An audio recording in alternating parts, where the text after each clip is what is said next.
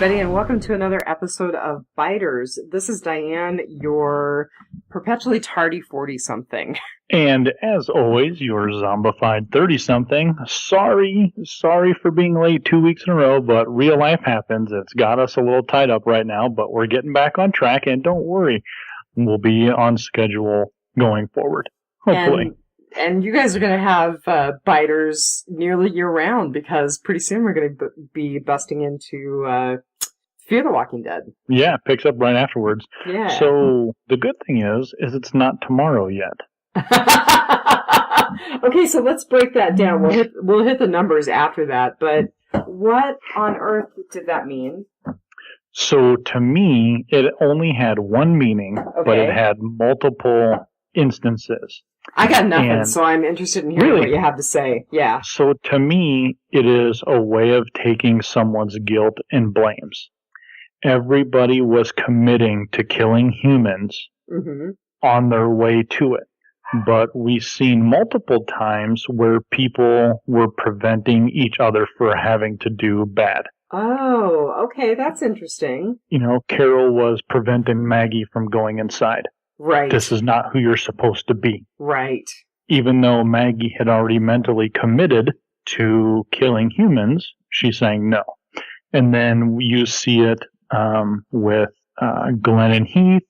And there's some other times we'll talk about coming up here, because we've got tons to talk about. Oh, yeah, we do have tons to talk about. I agree.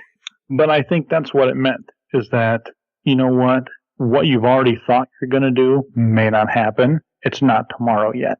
Interesting. Okay. So that was my take. I like that. Right or wrong, that's what you get. Yeah, I just had nothing. So, you know, if anybody else out there has an explanation other than Brian's, please weigh in, because I'm curious. So, how'd you rate it? I rated this one, again, we kind of had this brief discussion on Sunday night, is that this might be 2 episodes from this season that are in my top 5.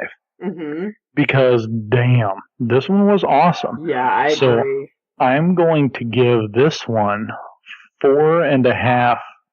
God, I had a cool thing, but I'll just say 4.5 mysterious walkie-talkies out of 5. So I let my rating slip on Facebook earlier when I was apologizing for holding us up again, and I would say 4.757 brown dingleberries. Yes. So I apologize to everyone. I don't have the live +3, but I actually have the live numbers for last week and the live numbers for this week. So the live numbers last week for Knots Untie, 12.9 million people viewed on the same day. The live numbers for this episode, 12.82 million viewed on the same day. So hopefully I have the live +3 update next time. But those are big numbers for same day watch. I'm sure they're still on top. Yeah, and I mean, it's good. It's pretty consistent. So, you know, there's lots of stuff going on in the world. Who's our directors and writers for this episode? So, gotta tell you, first off, when I saw that Greg Nicotero was the director, I immediately said to myself, this is going to be a game changer. Really? Yeah, because he really directs, for lack of a better term, epic episodes. I've been so impressed as he's come along through the years with his directing. So I was really, really happy to see that it was a Nicotero directed piece. Do you think that's by design? Do you think they go, you know, they lay out the 16 seasons and everyone gets to direct a few, and do you think they highlight, okay, here's one we can't mess up, here's one we can't mess up, or do you think Nicotero walks in and goes, I'm doing this one, this one, this one, because it's pretty much my damn show? I think he can do whatever he wants, but I think they definitely put him on the episodes that they see are going to be big episodes. So I think it's a combination of the two. I mean, it's probably more like, hey, Greg, could you really please consider directing X, Y, and Z? Because we think that we really need a big impact on those. But I think he's probably perfectly free to say, no, I want this one, this one, this one. Sure. So, the author, we've seen him before, I had to refresh my memory, is Seth Hoffman.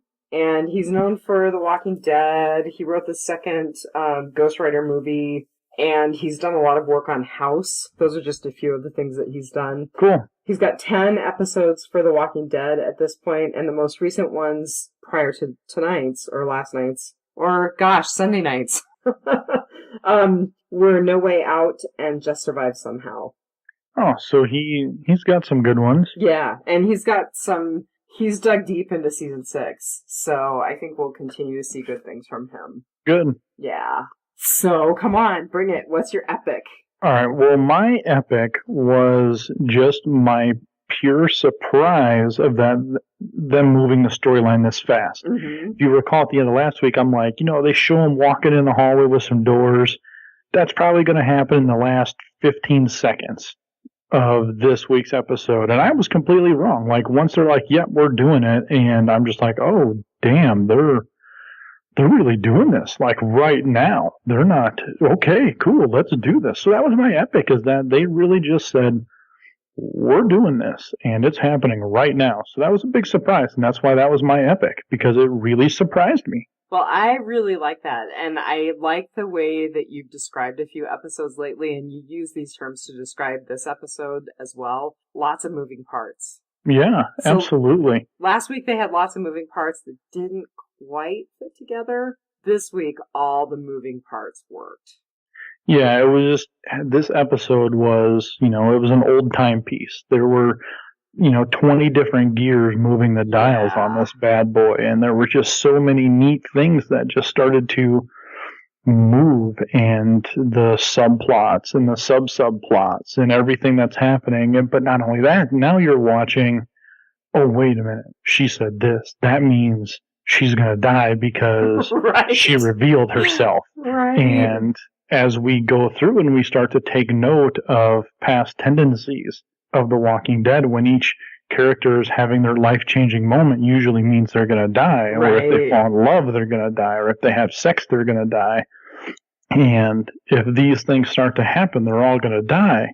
Now, think of all the moving parts tonight. And then what I said 2 weeks ago is they've got to kill off between 4 and 6 people, named characters. Right. Not just randoms. They need to kill off 4 to 6 named characters by the end of this season. And we've only got 13, 14, 15, and 16. Wow. I can't believe we've only got 4 episodes left. That's right, 4 episodes. And I want to let the listeners know we're actually getting scouted for a dish again now that our property has changed, and I'm really hoping I'm going to be able to watch on Sunday and we can podcast on Sunday night. That's really what I'm shooting for. And then hopefully we'll be able to have this out to you guys on Monday morning. So just bear with us, and hopefully we'll be at the point where on Mondays this thing is posting. Yep. Just one of us lives in Alaska, so not pointing fingers. My life is crazy, my timing is crazy, and my timing messes up anybody who's in any time zone other than Alaska or the Pacific time zone. Well, so my epic, and everybody gear up, we didn't say what our drinks were tonight. I have water because I was bowling tonight and it's late and work is in the morning and all sorts of stuff. So it's a late one for me right now. Well, I just got off the road and I don't have anything going either, but anybody out there, buckle up, because my epic was all of the juxtapositions. Whoa! So it's not just one drink. I mean, I think this is a drink all you want epic. So first, I looked at Rick, and I just kind of wrote these down with him in the middle and all of these arms kind of going outward like an octopus. He was juxtaposed to Morgan. Just the whole Rick being as mercenary as he is now, and Morgan still clinging to that tired old, well, we don't have to kill him, we can just give him a choice. You know?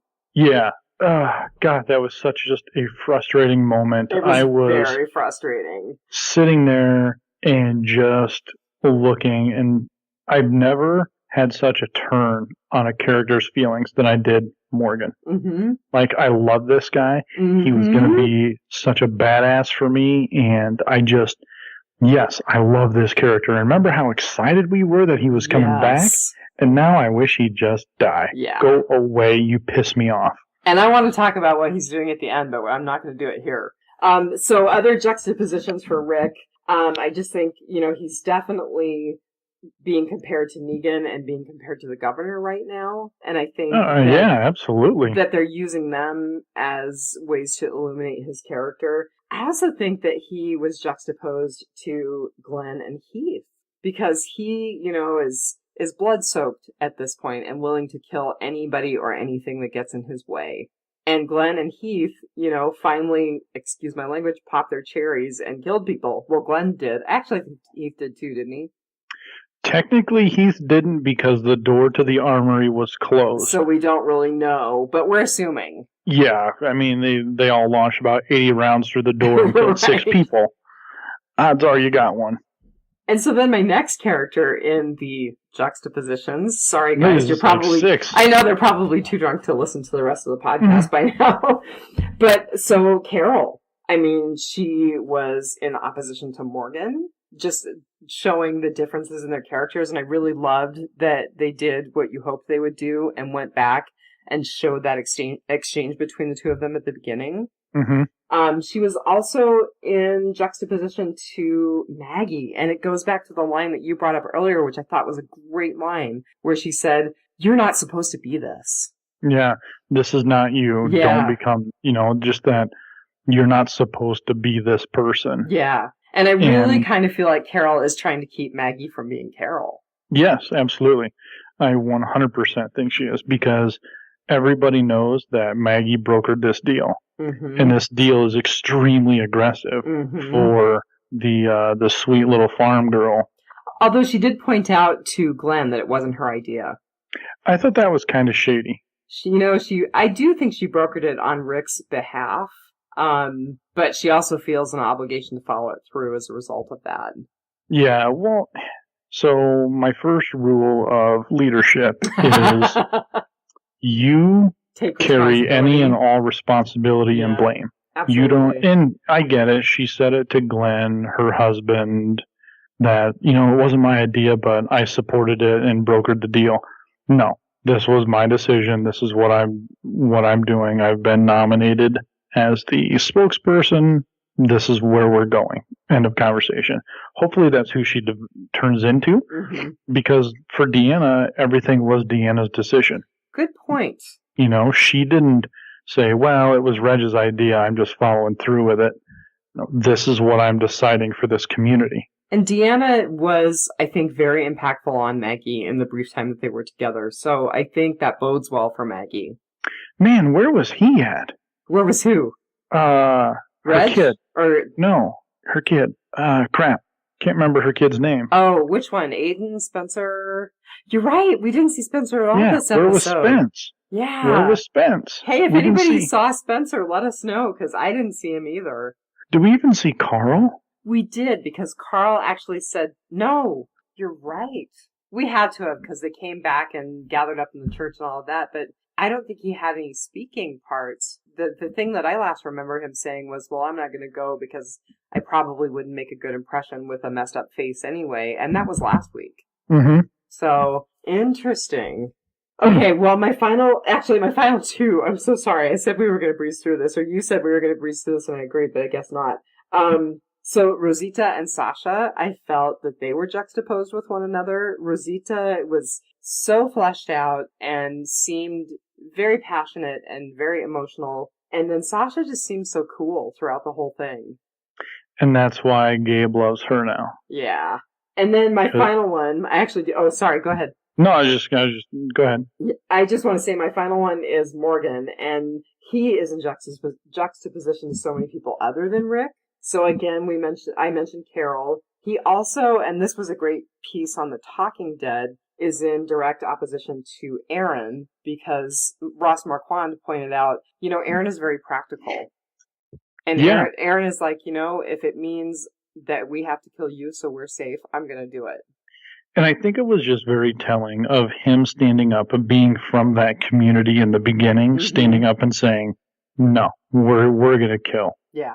And I'm not going to sit around and hope to talk or something, whatever his line was. But him really standing up, it was important. It was huge. And I think, it's kind of like Jesus was to Hilltop, where he's the indirect leader. I think Aaron's that way for Alexandria, Yes, Deanna was the leader, but you know what? So was he, because he was the one who was on the outside doing all the stuff and would come back and report it.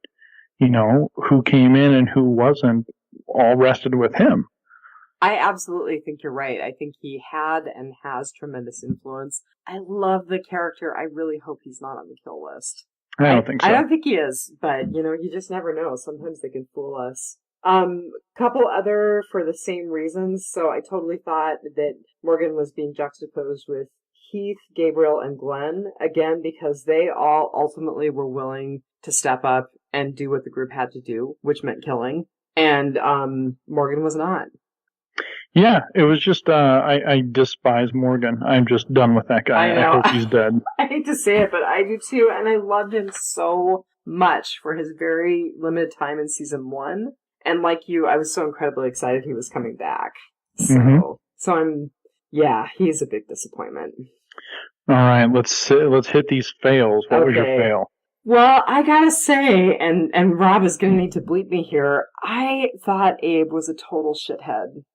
Oh, totally. I mean, I was so disappointed. I just thought, how could you say to someone who you love, because I think that he still does love Rosita in some way. I thought that there was only one woman left in the world, and the truth is, you're not, Mm-hmm. I thought that his behavior, and I thought his really sudden break off was just really disappointing. And it actually is not the person that I pictured him to be, even though it actually kind of is the way that it played out in the book.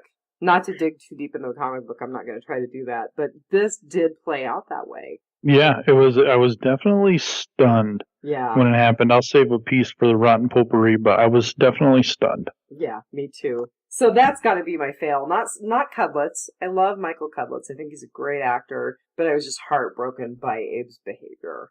So my fail is I really did struggle to find some. And yeah, I was looking hard too. This one was a makeup fail for me. Oh. The first walker in the beginning that Carol kills. She looked kind of fakey. That stupid eye, it reminded me of those gumball eyes during Halloween. I'm like, why is that eye so nice? And it was nice and bright and shiny. And I was just like, that just made me laugh. I was just like, what the hell is this? The rest of the zombie was cool. Just that eye just completely distracted me from the whole moment of Carol's out picking up acorns in her nice blouse. And it reminded me of the scene. She does the head chop, gets blood all over her nice dress or her nice blouse. Reminded me of the time when Daryl and Beth are in the country club, and she gets that real nice. She gets that real nice thing, and then Daryl goes and sprays blood all over it, and she's like, "Really?" That's awesome. That's a nice callback that I totally missed, but it's right on. So, epic fails. So, my epic fail is kind of related to stuff that we talked about last week, but I just really felt like once again, our survivors screwed themselves by being totally cocky. How so? They just, I don't know, it's like they just didn't stop and think about the potential that this could all go south after they thought they had cleared everything. I mean, I think that it just would have made so much more sense to be like, okay, we figured out the lay of the land, we killed off as many people as we could, let's get out of here. I mean, was Daryl's bike really that important? Well, so the thing that, so mine kind of goes with that, is I was extremely frustrated that Maggie and Carol got snuck up on and captured. Yes, I was what too. The hell? And I think it sets us up for big things, but... Oh, it's huge. Yeah. I mean, this is huge. And my boy Thomas out there, he's on it, man. He is, man. I think that his theory is more and more accurate. So for those who may or may not remember, Thomas Reese is the one who told us that he thought Carol might be on the chopping block. Yeah, he called it a few weeks ago and said, nope, Carol's the one to go. She's going to meet Lucille. And even one of our former lovely hosts even called that way back when. So, that was just, I was like, no way. Nope. Carol means way too much. I even think I said that she is on the immune list with Rick and Carl. But I think that would be a devastating death. But it completely makes sense. Yeah. So those are our epic fails. I mean, it's nothing against the show. It's nothing bad. It's just things that drove us bonkers, or that we were heartbroken over, or we were just like, what the hell? So absolutely. Do you smell that? It smells like some rotten potpourri. It sure does. Do you want to start us off? Yeah, open mic night. So I'm just going to go to this real quick, since it was we just kind of mentioned it in your fail. So that whole Abe breakup. Right. As he was packing, and she's like, what are you doing? He's like, I'm leaving. I instantly thought, holy crap, I was right. He did see his wife. When he got choked out. Like, that's instantly like, he's seen his wife and is like, this is not my place. I'm leaving everybody. I'm completely out of here. I'm done with everybody. That's what I thought he was doing. And he's like, I'm leaving. It's done. Like, I thought that's what I didn't think he was breaking up with her. Like, I thought he was just walking out on the community, walking out on everybody, and saying, see you guys later. Because I drove my wife and son out of here. I found them a block away eating. I was about to kill myself. Then Eugene came along, and all this happened. I should have been done a long time ago. Wow. Like, that's everything that went through my head all the way up until he had, it's dingleberries. It's just the way life is. You know, and then I'm like, what? And then she started crying. I'm like, oh. Then when he said, you know, when I met you, I thought you were the only woman left in the world. And I'm like, oh my God, he's breaking up with her. Like, I was that clueless guy where the girl keeps texting to leave him alone. And I was just like, what? Oh my God, you're breaking up with her. Like, she already knew it. The whole world already knew it. But I'm just here like, man, I was right. He's seen his wife. He's just leaving. What the hell? Wait a minute. And so that was one of my things, that it was just that whole point of, I thought I was so right, and then just came crashing down.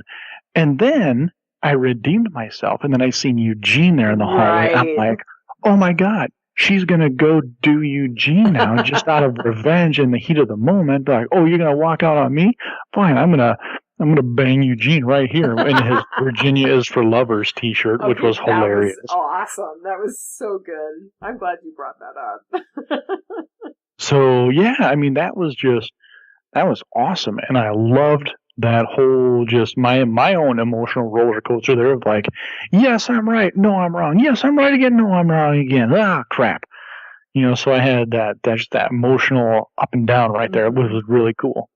So like I said, I was really disappointed in how Abe handled the situation, but I agree. I think it was a really intense, well-shot scene. I think it's funny, though, that you kind of went to, he's bailing on everything, and I immediately knew, oh my God, this is it, they're breaking up.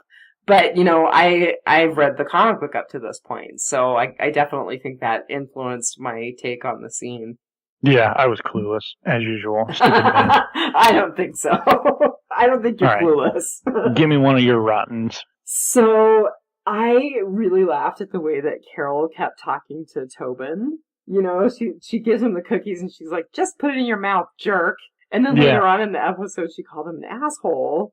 And it was so funny. I mean, I think the lead up to Carol and Tobin was nice. I'm glad that it happened. I totally didn't think about the repercussions for Daryl and Carol until they mentioned it on The Walking Dead, or The Talking Dead. And then I was like, oh my God, holy crap. The Daryl-Carol shipping is over! Yeah. When she gave him that cookie and stared at him, I'm like, oh my God, it's going to be these two. So, like, once that happened, I was like, oh, yeah, it's going to happen. Yeah. You know, so there were some things from that whole sequence of her smoking. Right! That was so out of character and weird. Yeah, and they kind of talked about it on The Talking Dead, which made me get even thinking, you know, that she was, or no, they didn't talk about this part, but they were talking about Mrs. Niedermeyer or whatever. Right. How she told her, you know, don't smoke, it's disgusting, blah, blah, blah, blah, blah. Well, then she was watching Mrs. Niedermeyer get her head split in two because she was outside smoking, not smoking in the house like Carol told her not to. Right. You know, so it's all these things that she's doing that, again, show guilt on who she is. Absolutely. Leaving the cookie for Sam, smoking, and doing all of this. And then the fact that she's always been so emotionally removed from everyone, then tonight she's just like, whatever, I don't care. Yeah. And I'm just going to kiss Tobin, and that'll be it. Well, and I thought that Morgan's statement to her about you don't have to carry this was so interesting, because what he assumed she was carrying her guilt about, which was, kind of covering for him with the whole wolf situation. No, she's carrying a lot, but that's not it. And that wasn't it. And that's where I even hated Morgan more. Yeah. It's like, you punk. Like, you were just trying to push blame and share blame for everyone else, so you don't have to deal with it. She didn't tell Rick because she didn't want him to kill you. Right. I agree completely. It's not about Denise being exposed or Denise trying to help the wolf. Denise was forced into that situation, and she thought she was doing something good ultimately. It's about Carol's desire to try to save Morgan for whatever reason. And it's also about the fact that she's not guilty about that. She's guilty about a lot of other stuff. Mm-hmm. Totally. That kind of leads into, I just had kind of an interesting question about Sam. So the scene where she left the cookie on his grave was really a great, stark piece of imagery. But I immediately wanted to know why we didn't see Ron and Jesse's graves. I mean, don't you think that they would have markers for Ron and Jesse right next to Sam? Not all of those other people that he was in amongst. Yeah, I don't know, man. Maybe that's a question. So Nicotero, any of the actors, actresses that love our show, hey, any insight, please let us know on if it was just unintentional, which it totally could be. Right. But I know this show, and nothing is unintentional. Yeah, nothing is thrown away on this show. Yeah. So what are we missing? What is the little hidden objective there? So I kind of wondered if maybe there just weren't remains for Jesse and Ron, but they put up memorials for people for whom they don't have any remains. Yeah. Maybe they just ran out of room in that row and they placed Sam in the middle. I don't know. I just thought that was kind of unusual. I thought it was kind of odd. Yeah. We talked about Morgan wanting to use his words and all that crap and being him. We've already talked about Aaron. So here's one. The number of people who had their first human killed tonight. Yeah. It was, we seen Glenn, and Heath is going to be saved by the door, so he cautiously won't know that he killed somebody, but he killed somebody. And I think he feels it. But Aaron, his first human kill was tonight. Was on The Walking Dead. I don't think I realized that. Yeah, that was his first human kill, and Tara's first human kill. Right, and Gabriel! Wasn't that awesome? Father Gabriel. We were just citing some scripture and kablam. I didn't think he was going to do it. I thought he was going to die. I honestly thought Father Gabriel was going to die right there. I could totally listen to him pray over his victims any day like that. Cite scripture over his victims. That was cool.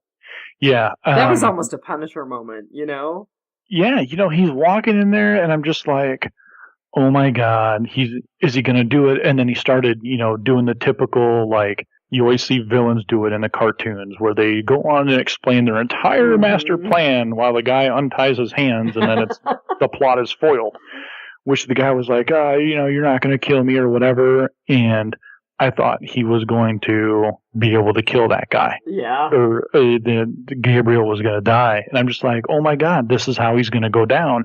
He's going to choke at the last second. He's not going to be able to pull it. Well, sorry, go ahead. No, I was just saying, and then he did. So that was cool. It was awesome. I actually thought that his Walker Cherry was the best one tonight. Yeah, that was pretty funny. So the other thing that I really liked, and this goes to Father Gabriel as well, which I'm so shocked that we are dissing Morgan and loving up to Gabriel right now. It's kind of weird. Complete 180.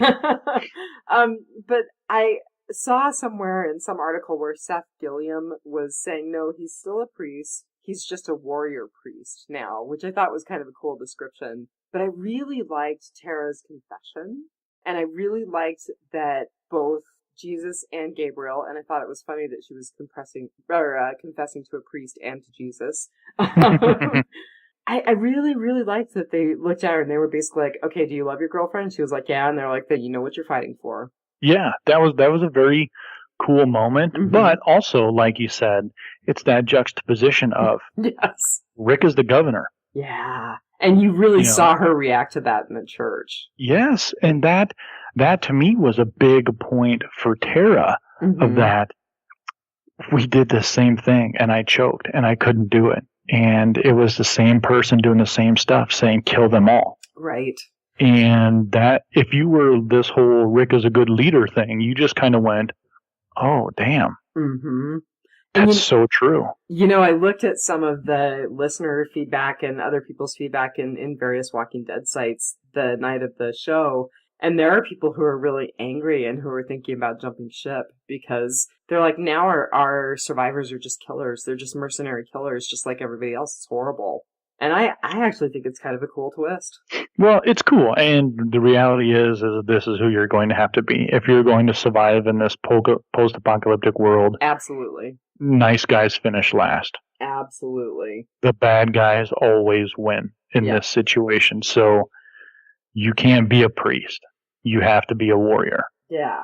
No, I thought that was so good. It was such a great, just a great moment. And one of your crazy predictions, or maybe I should say out there theories, I think you got it right on because I was watching the announcement for The Talking Dead and they had 3 named announced guests. And you had said last week, if they have 3 named announced guests, nobody dies. Nobody dies.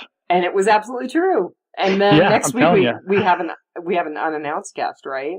Or a mystery guest. I don't remember, but probably. I think we do. And, if any of the famous actors or actresses want to reach out and be like, yeah, you're so right on that. Chris Hardwick, hey, man, I would be a better guest than some on that couch. Bring me on there so I can ask these tough questions.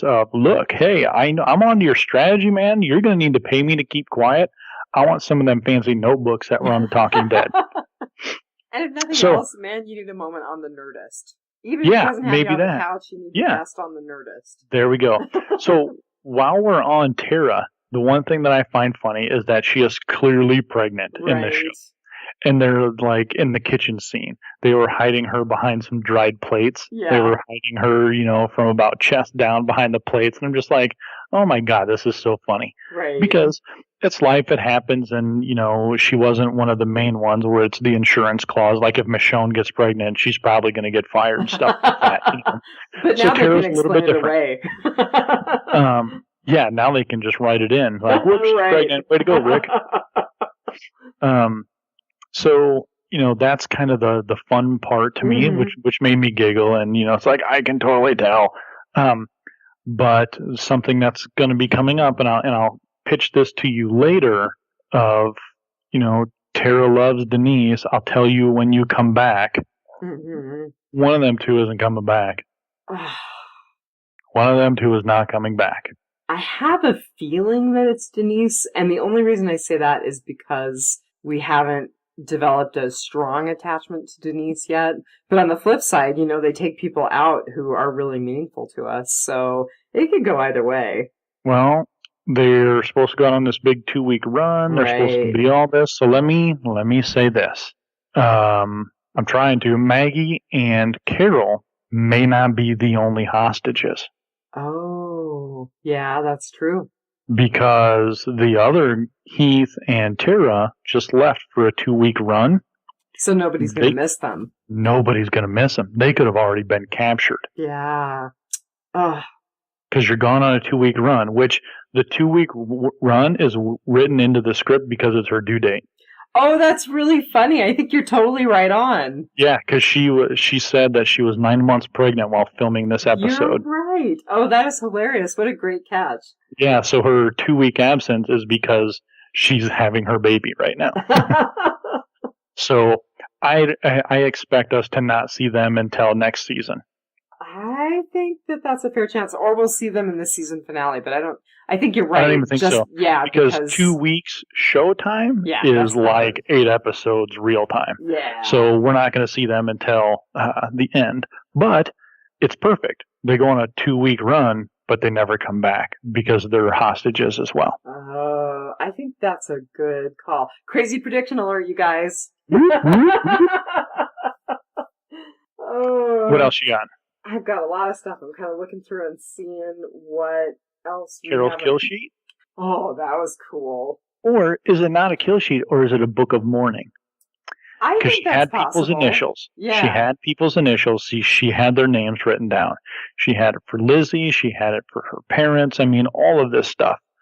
So she knew who these people were. She wrote them their initials for a reason, but also so nobody else would know what the book was, I think. That's why she just used initials.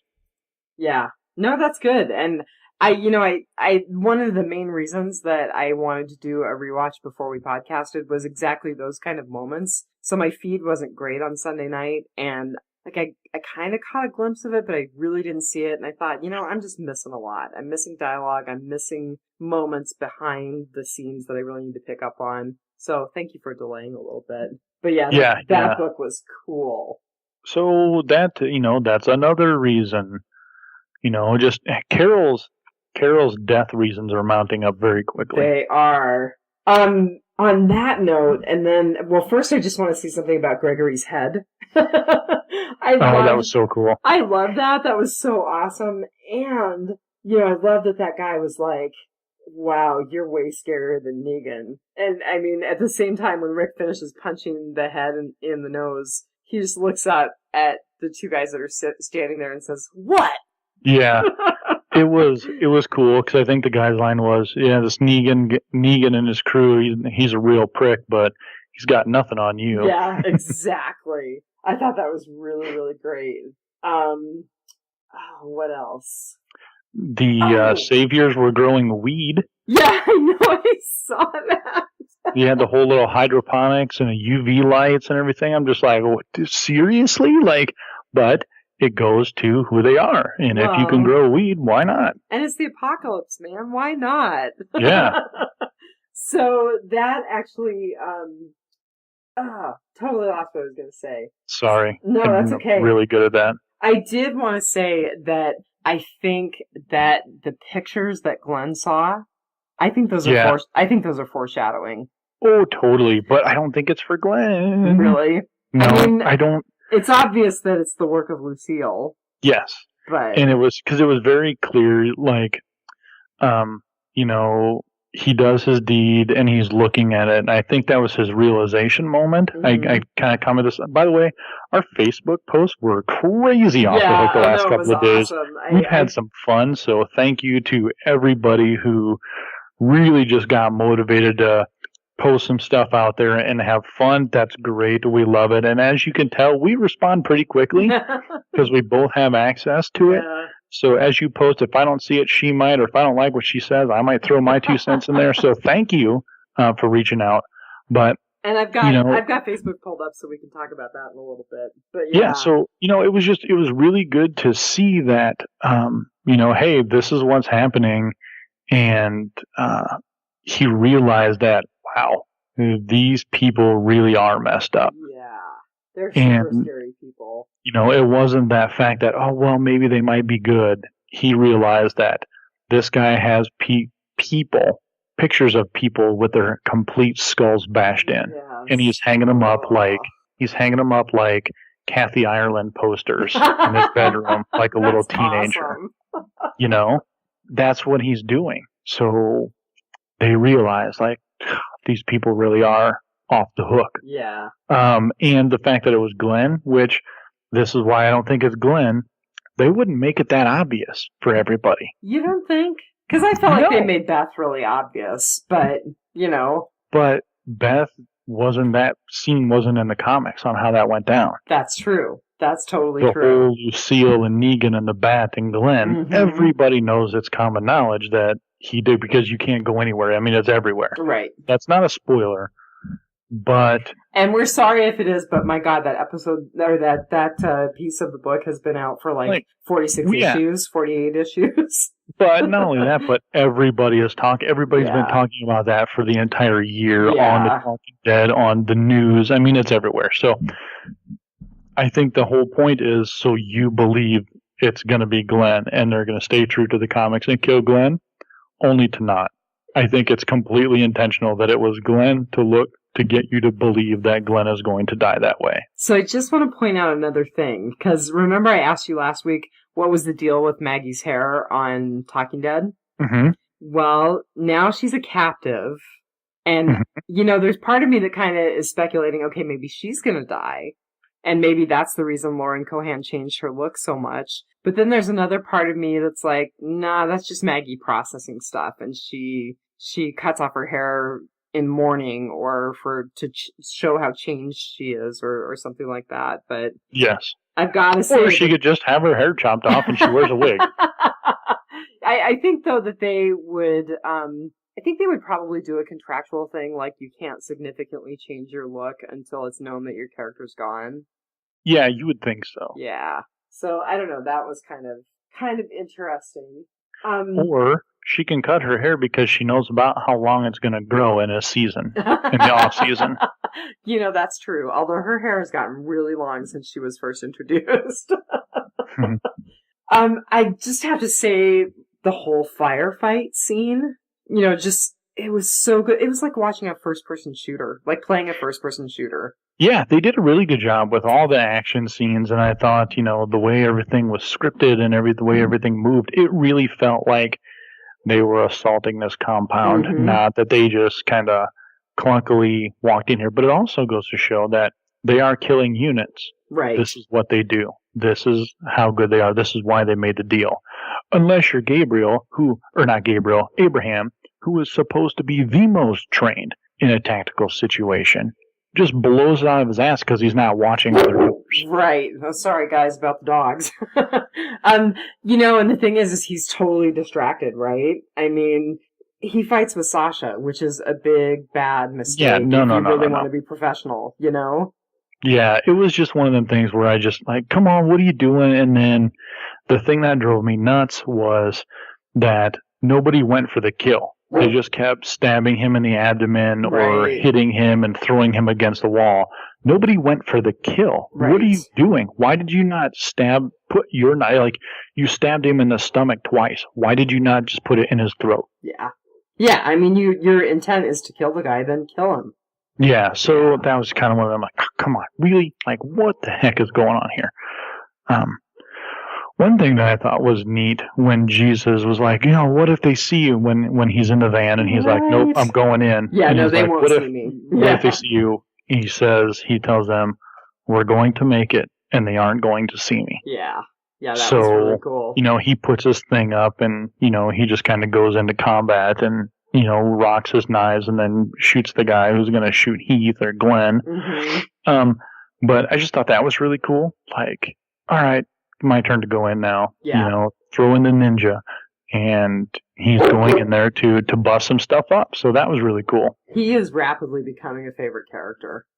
Yeah, I think he's going to be around for a little while. People are going to really dig him and people find him attractive in some reason. I'm not sure why, but I don't know. Oh, girls all like the long hair. Yeah. Hippie. Absolutely. So, I do want to say that one of the things I wrote down, and this is just kind of playing to the whole firefight, I felt like it was truly, absolutely another demonstration of how integrated our group is with Alexandria and how they're truly a team. Yeah, they did. They played well together. They were doing things together. I was expecting the guy from Hilltop to screw him over. I was kind of expecting that too, because he looked kind of shifty when Rick approached him about leading them to the Savior's compound. Mm-hmm. And even drawing it up, he's like, I don't know, which that's fine if he didn't know. But even the whole way through, like, at the end, like, I was like, oh my God, he's going to blow it. Yeah. He's going to blow it for him. He's going to blow it for him. But they didn't. And just the way everything was very smooth on the entry. And the guy's like, yep, I'll go in. And they kill that other guy. And everything was just smooth and silent. And they were moving and they were working. And I thought Heath was going to blow it, where they made comedy out of it on The Talking Dead, where he pushed his glasses up on his nose before he was going to stab the guy. And they went on this whole thing like, if you do this, if you push your glasses up, you're done. Just give the knife to Glenn. Just get out of here and go sit in the car. And the other thing that was really kind of cool about them infiltrating the compound is that for me, that was kind of shocking, because one moment you've got the couple of guys from Negan's group talking with the guy from Hilltop and kind of making fun of the head. And then all of a sudden, out of nowhere, those two guys are dead. Yeah, because I think it was Daryl who ran in and cut the guy's throat first. And then Michonne with her sword through the other guy. Yep. But it was like, whoa, what just happened?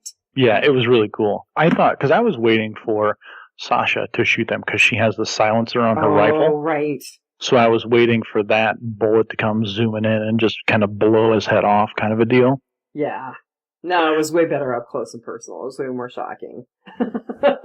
So, was this Negan's base, or was it just a kind of forward compound into how smart Negan is and making people think this was his base when this was just like a forward observation post? So this is a departure from the comic book Negan, but I absolutely think you're right. I don't think it's their main base because we still haven't seen Negan. Despite people speculating that the mystery woman on the walkie-talkie is actually a twist on Negan, I disagree. We still have not seen him, so I think it is a forward operating base.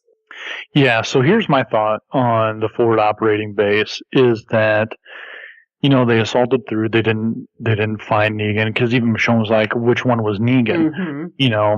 We didn't see that part. Obviously, we know none of them are, but, if you're trying to keep your base a secret, everybody you interact with should think somewhere else is your base. So that way, if they come across yours, they may not recognize it. Right. So that's kind of rule number one.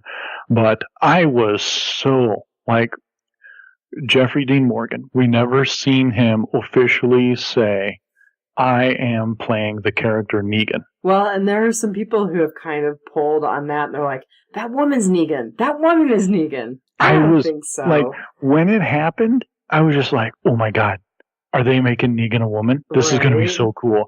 Because we've never actually seen a woman villain. A hardcore woman villain. And I was just like, oh, because Gimple said, we're going to follow the comics, and then we're taking a hard left. It's possible. I mean, maybe the whole Jeffrey Dean Morgan is just another misdirect. Just like the whole thing with Glenn and his dumpster dive was a big, giant misdirect. It's possible. Think about Reg and Deanna. Mm-hmm.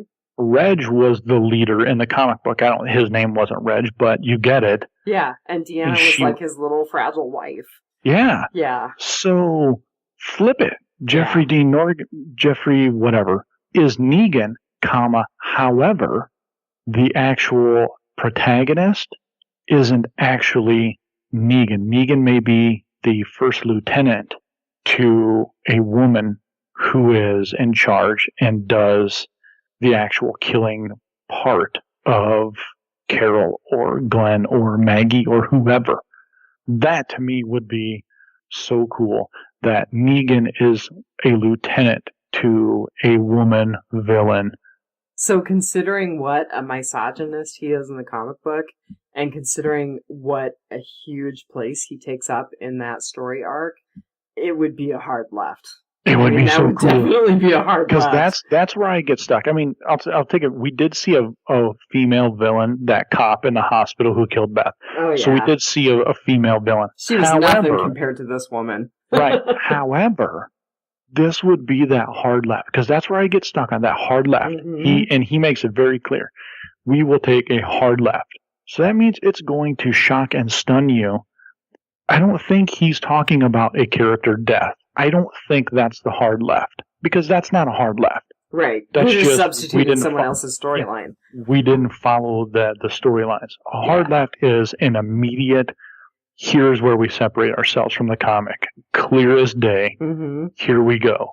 Well, what if that's the thing? Because you can't have, and from what I understand, Negan is just some rapist pig who was just doing all this bad stuff. Yeah.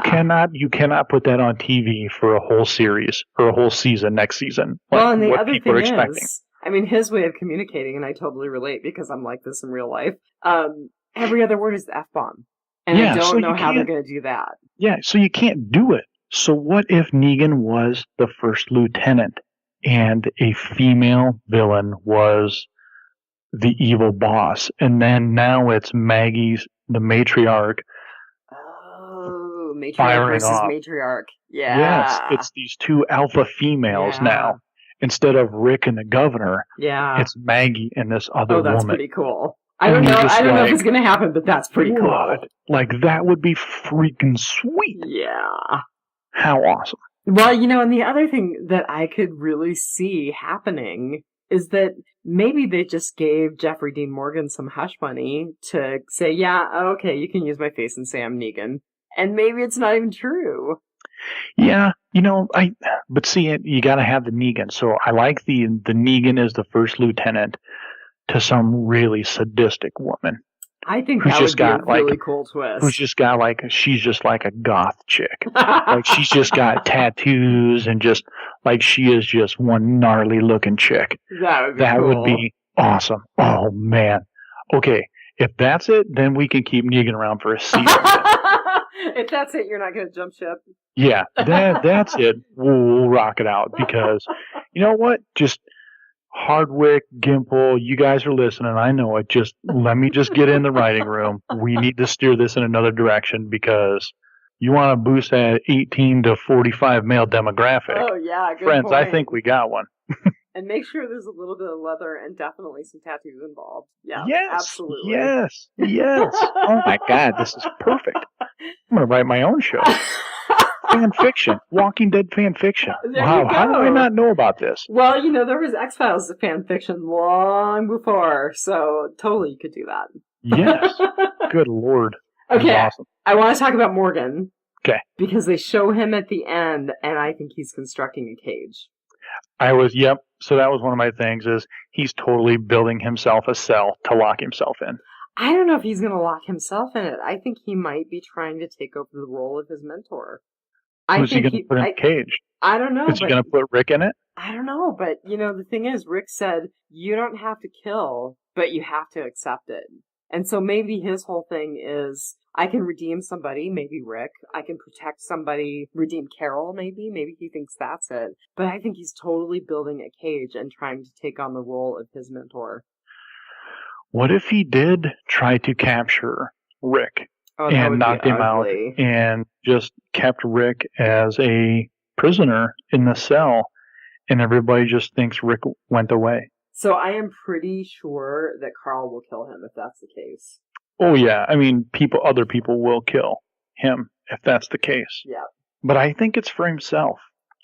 I think he is going to lock it and give somebody else the key and say, until I am no longer a threat to anybody, I'm going to lock myself in here. Okay, I just gotta say, that's kind of lame. I mean, I think it would be a cool, another twist, but I think, Or do you think he's just going to try and build a prison, so when they do encounter bad people, he can be like, look, I built a jail, we can hold him here. I think he's going to try to push his crap through that. I think he's either making it for himself or he's going to try and capture an important character and lock them in it. Mm-hmm. The last thing that I had in my writing potpourri was the music. So I have got to say the music that they opened with, and I'm actually looking for my phone because I used Shazam to find it. It's called Weeds and Wildflowers. I can't remember who the musician was, but that was really good. That was the opening music with Carol. And then the music at the end with Hosier. I think I'm saying his name right. Hosier? I don't know. My really hip medical assistant was trying to tell me that I needed to get into this guy's music, and I was kind of like, eh. And they sold me on it on Sunday night. The song is called The Arsonist's Lullaby, and it's from an EP that artist did. It's so good. So, I don't really get into the music that much, but I will say this. The music tonight, or on the episode with Carol, reminded me of the music that was played when Carol was in the house and Lizzie was out playing with the walker. I was just like, oh my God, it totally reminds me of that situation. Interesting. I'm going to have to re-listen to it then because I didn't pick that up, but I just thought it was a great piece of music for that opener. And yeah, I could totally be wrong, but that's what it just reminded me of, that situation, because it both involved Carol. Because she was like baking cookies or some crap. I just love it when they turn me on to new music, I just think it's really cool, and I love it in movies and TV when the people who are producing the piece really pay attention to the music that they use. It was cool. So the group was Poor Old Shine, and the song was Weeds or Wildflowers. That was the song for Carol. But I really liked both of those. I thought they were really good. So let's examine one more thing here before we hit the Facebook. I know we're over, but this was really cool. Yeah, this is a great episode. I knew we were going to be over. I'm sorry for you because it's late for you, but no, it's worth it. So the sneak peek for next week shows Maggie and Carol being led away in hoods, and they're looking down at their feet, and they step on bloody footprints. Oh, I missed that. Yeah, so I'm just like, oh, here we go. So if you had to choose right now, is Maggie going to die? Is Carol going to die? Or are they both going to die? My inclination is both. But I think if I had to choose one, it would be Carol at this point. Yes.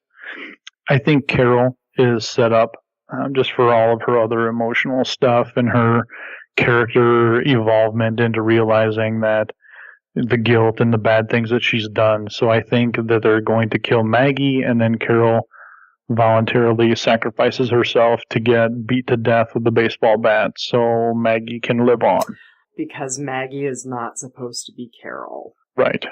Very cool. She wasn't supposed to be there because Carol was like, why is she going?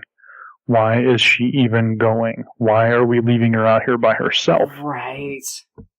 So, in Carol's eyes, she was never supposed to be there to begin with.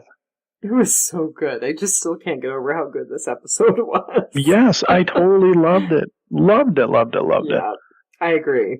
We had some new involvement on the Facebook page today, didn't we? Yeah. So we had some new names pop up, I think. One of the things that I want to share, because I thought this was really neat, is that a gentleman named Jamie Burns posted some pictures from Walker Stalker London on our Facebook Yeah, that feed. was pretty cool. That was super cool. So he's getting signatures from Melissa McBride, and he's getting signatures from Daryl, and they were great. I was going to talk crap about Brits and stealing jobs away from hard-working American actors, but I guess I won't now. So thank you for that. Yeah, it was great. And I still have a personal goal of making it to one of the Walker Stalker cons this year, so it was fun to see those pictures. Yes. So big thank you for that. Let me just cruise through this Facebook page here. The Johnny Depp head mold of the head. That was pretty funny. And the main head that they used was Nicotero's. Yes. Yeah, which was cool. Let's see. Who did we have? Why can I not find this? You find this. I'm terrible at this. Well, so one of the next posts that's up is some response to what we talked about last week. It's from Thomas O'Mara, and he says, I don't think we'll even see Negan until the last scene of the season. But I've been saying for 2 years that Negan will take Daryl out right off the bat, but I'm beginning to think it'll be Michonne. So that's interesting. That's not a place that I was mentally going at all, so we'll have to watch for that. He says, I can see Negan being around for the first half of season 7. I'm hoping I'm wrong, but I can see Abe choosing Sasha and Rosita committing suicide. Nah, I think she's too feisty for that. Really? Yeah, I don't think she's going to do that. I think she's pissed, and I think the sisterhood is going to come down on Abe. Well, yeah, see, the whole Rosita thing, it's very delicate, because you see her just having that whatever attitude of, oh, well, people gonna die. And she's like, what, you don't believe in killing? When she's talking to Carol, and Carol's just like, what? No. And she's like on her new kick now. But yeah, she has that, what do you call it? That she doesn't value her life right now. Yeah, I think she is pretty reckless right now, but I think it's just because she's so hurt. Yeah, and that could get her killed, or it could push her to make the wrong decision to get others killed, which then she could kill herself. I could totally see that. I could see her making poor judgment calls that endangered other people or killed other people. I still don't think she's going to off herself. But I could be wrong. Yeah, never know. I would just like to say, look, so in one comment thread, we had Thomas Reese, Yio Puthia, we had Laura Willie Swank, Christine Bowman, Diane Lasora, all of you guys. Thank you for stopping out. Beth Belvin, thank you for stopping out and talking about this. I mean, wait a minute, isn't that Beth Eichenberry Belvin? Yeah, I was going to say that. But, she likes it. She gets all like, "Oh my God, that was me." It just, we had like this one thread here has like 20 messages to it. So this is the fun stuff. Come out here, talk about the episode. Even if you're, God, I don't know, they might make fun of my, thoughts or ideas. I mean, look, we put in a lot of thoughts out here for everybody to talk about and dissect. And you know what? Come out and share it with us. That's the reason we do this. It's fun. So come on out and tell me that I'm crazy or that I'm just completely out of it. So I did want to follow up Erica Eccles. Oh, I forgot one name. Erica Eccles. We had the comment about Jeffrey Dean Morgan. She's like, "Ooh, I like him." And I'm like, exactly why Rosita must be in every scene. And KJ Bonham. KJ Bonham. So I'm trying to hit everybody here, so I'm sorry. Yeah, no, that's a brand new name to me, too. So, KJ, welcome aboard. We're glad to hear from you. Yes, absolutely. All right. Now you can go. I was just going to say that Art Mora clarified the stuff about, oh, no, wait a minute. He wasn't the person who made the comments about the movie. Who was that? Somebody was talking about the movie that he watched, and he was clarifying that it was the movie with the guy who played the wolf. Oh, yeah, I'm trying to scroll through, but I'm terrible at Facebook on a computer. I don't get it. I'm not so hot either. But I will tell you, so I'm pretty sure it was Art, actually, because he said that, oh yeah, it was Art. So we were talking about who the heck is Jane. You gotta fill us in who is Jane. And he said that he actually meant Jane from Breaking Bad. So you gotta help me out there, because I can't remember which character Jane was in Breaking Bad either. Man, I haven't watched that in forever. I haven't either. Yeah, it's been a long. It's midnight. I don't have the brain cells. But he agrees. He thinks Carol is going to bite it. And Morgan will feel responsible. He says maybe next season he'll finally redeem himself by killing Negan. I think that's an interesting twist. Ooh, that would be cool. Gabriel could kill Negan. And she said, that Morgan will kill Negan. And then he says, I hope that Gabriel has more chances of sending bad guys to their death with this sermon. Oh, man. So that was super cool. Yeah, we just had some really great activity on the Facebook page, and I'm super sorry that we didn't get to all of it. But, man, we gotta let Brian go to sleep. And I gotta feed my dogs, who you all have been serenaded by this evening. No, it was super fun. It was a super fun episode. We love recording this podcast, and the more you get involved, the more we get excited. And I think that's why we went an hour and some change. Because I've got an hour and 14, which is just crazy. Yeah, I mean, it's because of your guys' involvement. So the more you get involved and the more you motivate us and talk about us and give us new ideas. Yeah. And let us know what you think of our ideas, if we're crazy, if you like the Negan as a lieutenant to a female villain who is just evil. Let me know. If you think that's crazy, great. If you got a better one, let's hear it. This is cool stuff. So let's make this special and fun for everyone. So get involved. Head out to the Facebook page. Biters, it's out there. We love it. It's great hearing from the fans. And if you think that somebody else is on the kill list, or if you agree that Michonne is potentially on the kill list, let us know that. Because that's or if you want to buy my autograph for $1. I mean, and at this point, really, if you want anybody's autograph, I'll sign anybody's name for $1. I don't care. Okay, speaking of autographs, I've got to say, I purchased the Coda tribute print from Kirk and got it professionally framed, and it looks gorgeous, and he was really nice and signed them for me. And then I purchased his Walker Stalker Con New York, New Jersey poster, and it's a mock-up. It's a takeoff of the sailor that's kissing the nurse in Times Square. Yes. But they're both zombies. So I'm going to just, while we're on autographs here, final departure. Who is your most famous autograph that you have? Well, I'm going to be really pathetic and say I don't have anything anymore aside from Kirk's autographed art. So Kirk then. Yeah, oh, because that's right. we had that house fire. So who did you have at that point? Well, not internationally. Well, maybe internationally famous, not necessarily nationally famous. I had autographs from various Iditarod mushers. Okay. Which is a pretty big deal up here in Alaska. The race is running right now, by the way. Yes. I'm not sure that I really had. I may have had a couple of signed books. In fact, I know I had signed books. My friend Todd, with whom I do a podcast, actually got some Laurel Kate Hamilton books signed for us. Are you familiar with her? It sounds really familiar. I don't like to read. Books are dumb. Well, she does the Anita Blake vampire series, which I really loved. Her main character is a voodoo priestess, a necromancer, and a bounty hunter and a vampire killer. Sure. Okay, now I understand. Yep. But I don't have a lot more than that. What do you have? I have a couple. I have some bands. I have like Stone Sour, but my best one is I have a Metallica autographed vinyl. Oh, very cool. With all their stuff on it. So that's pretty cool. That's one of my favorites. That was a good friend of mine. Got me that. I was unable to attend their meet and greet, but my buddy took a vinyl for me and got it taken care of. I was at the concert, just couldn't make it to the meet and greet. That's super cool. He got that done for me. So that brings up a question. Listeners, we want to hear from you. What are the most famous autographs you have? We know that our Jamie Burns, who went to Walker SoccerCon, has some pretty good autographs. Yeah.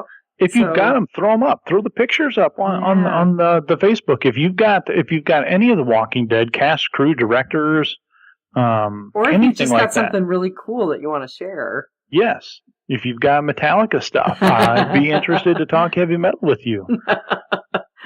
Oh, hey, one more thing, and then I promise I'll let you go to sleep. So my sister's boyfriend sent a text out to all of us today saying that the woman who wrote the Newsflesh series is releasing another book. Uh-oh. So I really like those. I thought they were great. So it'll be interesting to see what her new book is like. Let me know when the movie comes out.